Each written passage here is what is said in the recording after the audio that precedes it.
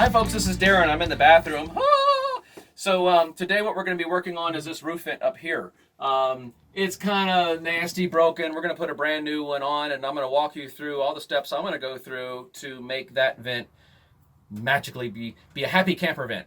So what I'm going to do on the inside of the RV, you may or may not have all the stuff that I'm going to use, but I'm going to have a furniture pad I'm going to put down here to capture some of the stuff that might fall. And another thing we're going to have is I'm going to cut a piece. This, if real estate agents have this kind of stuff, don't go out and buy this to do one vent. It's what I have. It's what I use. So I'll be taking off this roof garnish here, and I'll be peeling some of this off and sticking it to the carpeted roof here. And that's another way I'm going to be capturing all the debris that falls down. So the next time you see me, we will have the furniture pad set up. We'll have this stuck to the roof. We'll have the garnish down, and then we'll meet me back up on the roof. Okay? So where we're at right now, we've taken the garnish off. We've taken the vent off. You can see how nasty that was. And it's a good thing to put the furniture pad down because it collected a lot. Not all of it. There's still some on the floor. We'll have to sweep when we're done. And now we've got this off. And that's what this floor walkway stuff is. I'll stick it up to the roof because one side's sticky. And then that way I'm cutting. It's not all falling inside the coach. So now let's go up on the roof and have some fun. So folks, you saw my trick downstairs with that clear plastic stuff. And up here I'm going to use a Multimax. They work really great. It's just got this I go stiff. There's a flexible blade and a stiff blade. And so if you're going to be doing a lot of the work up on an RV roof, this right here, that's how you turn it on. This thing right here is fantastic. I'll start off on a low speed and I'll get in there. Now this roof is rubber, so I really got to be very, very, very careful. But basically I'm going to get underneath here. They don't have any screws. 99% of you are going to have screws on the top of this flange. And then you'll take, if you don't have one of these, you could take a heat gun or a hair dryer and a putty knife and heat up all of that sealant, and then you can scrape it off that way. Or you could use power and energy, yeah. So for those of you who are going to have the screws on the top, which is going to be about 99.9% of you, you'll scrape off that top layer of goo, and then you'll get the screws off, and then you'll use something to get underneath because they're gonna have butyl tape underneath your roof vent, and sometimes it's really tenacious. I've done some where this thing just rips right off, and then I've done some where you really got to work at it. So there's different butyl tapes, if you will, that are holding this down. This one was attached from the inside with 4 corners clamps. So I don't have screws on the outside. Most of you will. So you'll figure it out. So the new vent that we're going to be putting on, we're going to have to put new screws down. Okay? So here we go.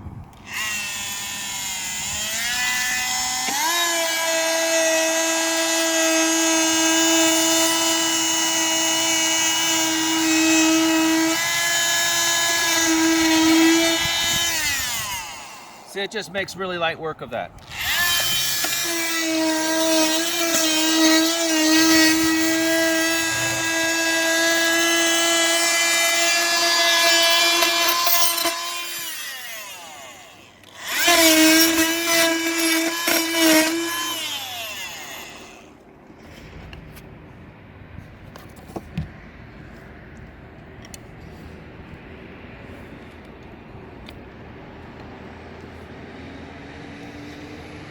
Now in my description, I'll put links to all these tools I'm using.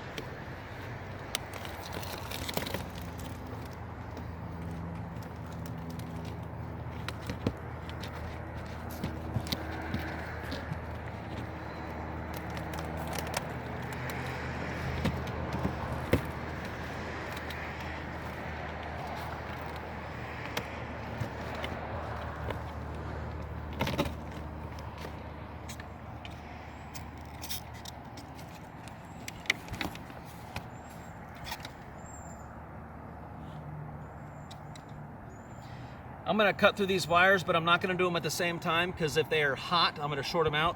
So I'm gonna do one at a time. There. We're gonna assume they're hot, but they may not be. And so here what I'm looking at is the top of that plasticky stuff.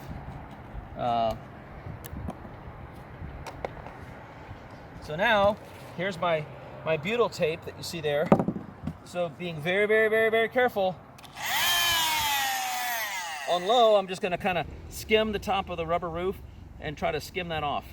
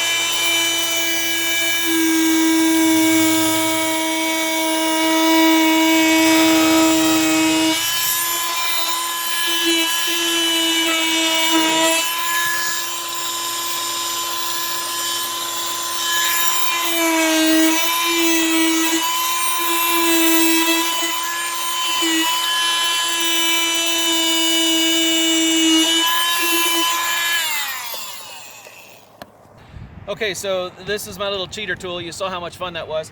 While we're up here, we also have 2 sewer vents, so those things are like $5-6. So we're gonna be replacing the sewer vents, and I'm gonna take this tool and clean up around that skylight while I'm up here. So I'm gonna get busy getting that done. You don't need to watch me do that. You saw the procedure that I'm gonna be doing to do that. So I'm just gonna get busy getting all this stuff up here. Hey, while we're up on the roof, let's get a lot of stuff done. We have their tools. But you saw how we're doing it. And so when we come back, we'll have the sewer vents cleaned up. We'll have all around the shower skylight cleaned up. And then we'll get busy putting the sky vent on. Yay. Okay, I wanted to bring you in a little closer and show you what I'm dealing with here. If you get in here, it was desperately needed. And if you look in, you can see how the roof is all separating. Some might say, hey, we need to put a new roof on it, and maybe we'll get to that. But in the meantime, what I'm going to do is, here's the challenge. What do you secure the new roof vent with? Because there's nowhere for the screw to screw to. So what I've come up with is I've cut some pieces of aluminum, and I've got all this other aluminum here that I've cut, okay? And I'm going to put the aluminum, where's my finger, all the way around that, and also on the skylight. We took the skylight out, and we've also taken the sewer vents off. Okay, so, and while we're up here, hey, we're also going to do that back cap right there, and we've also cleaned up around the ladder, okay? So if we're going to do a skylight and we're going to have all of our tools on the roof and we are going to be using our butyl tape and our sealant and all that, well, hey, what else can we do while we're up here, right? The challenge we ran into is what are we going to screw to? So I'm going to take these aluminum extrusions and slide them underneath the rubber, and then I've got some self-tapping screws, and we're going to screw the roof vent.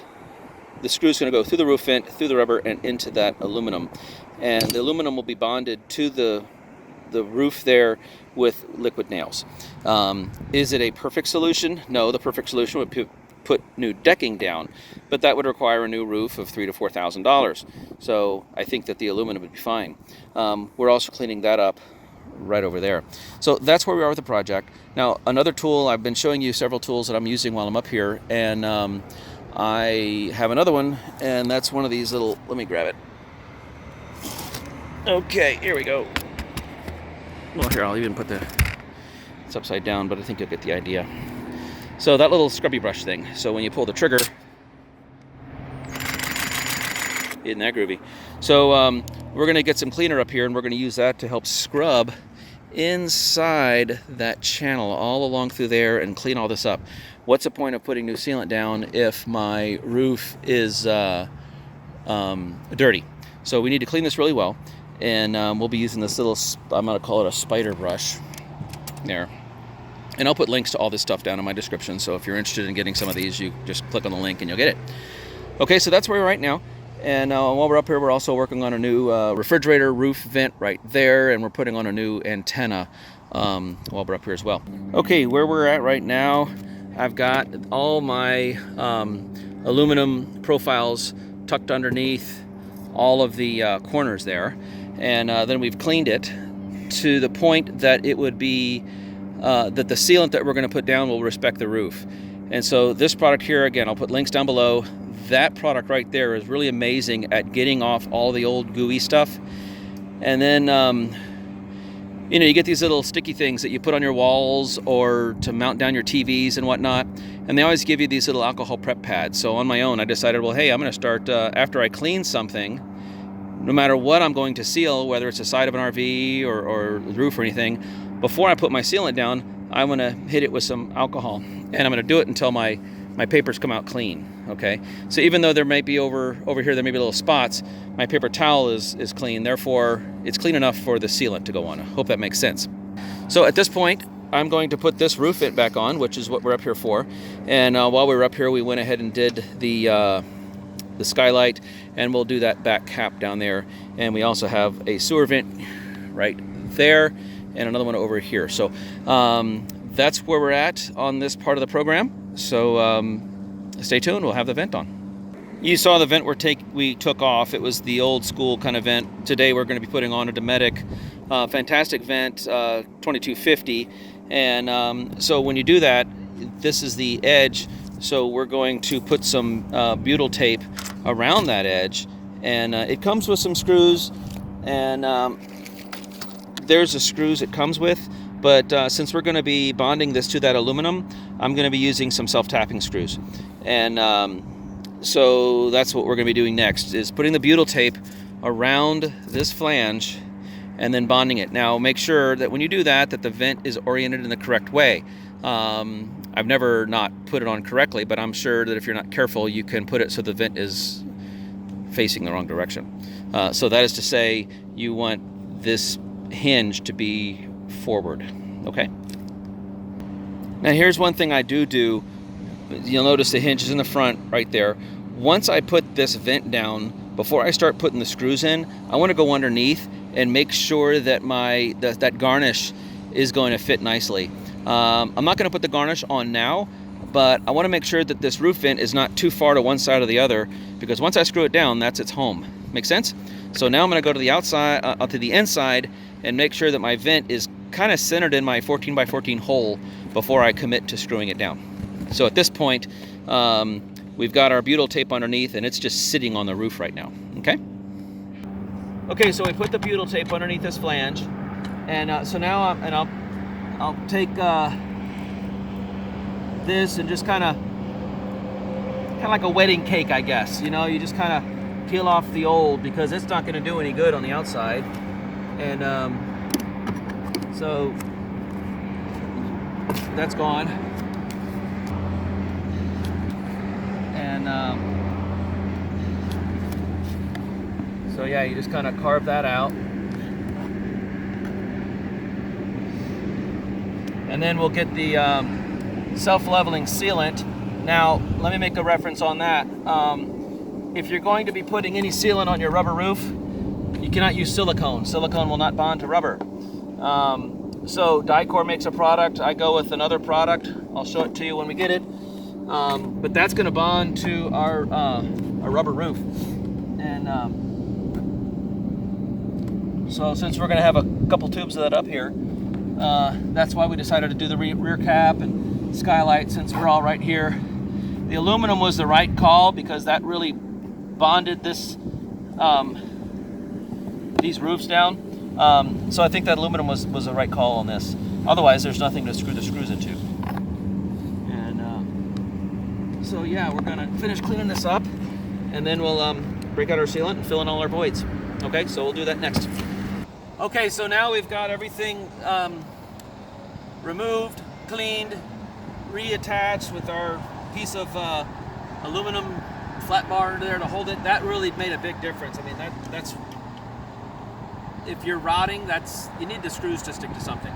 So I'm going to go with this product here. What you're after is this EPDM. That's what I was talking about. And this one is a self-leveling. So if you're going to work on something on your roof and your roof is rubber, make sure it's for EPDM and make sure it's for self-leveling. Otherwise, it's not going to work very well for you. So my rule of thumb is it's probably going to take about 2 tubes to do a front cap, 2 tubes to do a back cap, 1 or 2 tubes to do the whole roof. So if you're going to redo your roof, you need like 6 to 8 tubes and stuff. Is just a ballpark. You might have some extra. So I've already cut the cap, so here we go.